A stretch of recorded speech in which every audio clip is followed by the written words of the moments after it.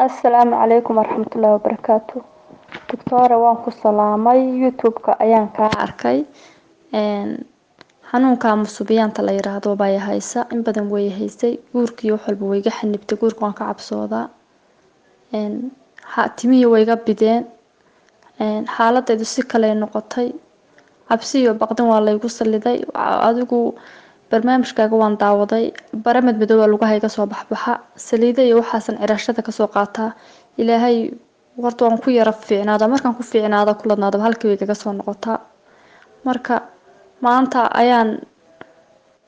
youtube-ka ku qoray dabana adaa ii soo baxay oo xanuun waxa shaqiyada iyo waxa ayaan ku qoray bal wixii dawadeeda dabana wad ii soo baxday waan ku daawaday waxyaabo badan aad ka hadlisina waan daawaday qof quraan isku akhriyo adkaarta ku seexdo iyo waxa xun iska reebo iyo marka salaada waan tukadaa salaada igama tagto waqti una iga tagto undee mooyaan ama hurdayga ka xaysto ama si kale mooyaane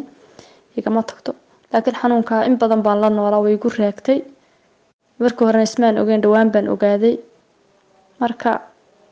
والله حالتي waa sida horta ii soo duceeyay insha Allah inaan caafimaad Ilaahay iga saar Ilaahay baa wax saari kara wax kale wax saari kara ma jiraan quraan everyday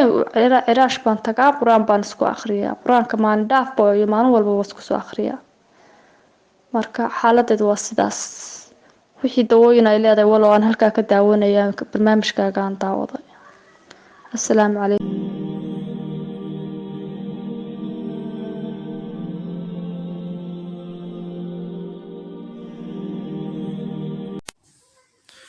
وعليكم السلام ورحمة الله تعالى وبركاته. ولا ما شاء الله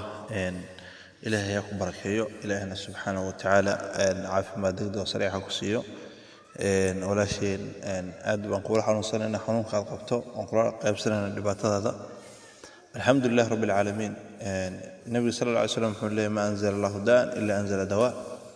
إلهي حنون مسد الجنين إلا إله هدو حنون سد الجي حنون خس داود سال سد الجي إلهي ما هذا سكله داود ويتعالى داوين بدن يجرو سليد الله مرسنا يو جيد يمر بالسكوه جي أو متقنا داود دويشة أو إلى علم بوان بتقول بتريله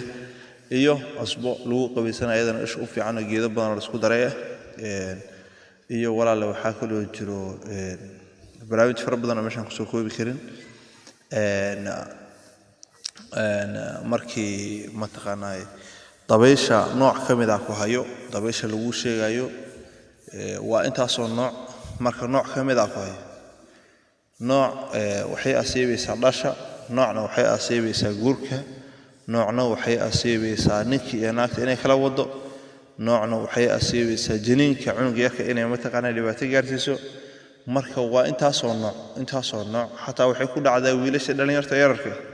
waxay ku ridaa shaqo la'aan waxay bartaa daroogada wiilkii maalin walba geed wuxuu fadhiyaa albaabku fadhiyaa wuxuu cunayaa reerkiisa waxay leeyihiin maxaa ku dhacay ninkan nin fiican ayuu ahaa waxbarashadu ku fiicnaa iskuul salaam ku dhameeyay wuxuu bilaabay noocan marka insha Allah ta'ala wala shay oo kula xanuunsanayna waxa Allah xadriimiso xanuun waa dareemayna marka daawooyinkaas si Allah sad ku soo raadsan kartaba iyo sad ku gadan kartaba ayaad ma taqaanaa suubinaysaa ilaahina adiga iyo qof walba oo la xanuunsan oo la ildaran xanuunada ruuxiga ama nafsiga ilaahay ka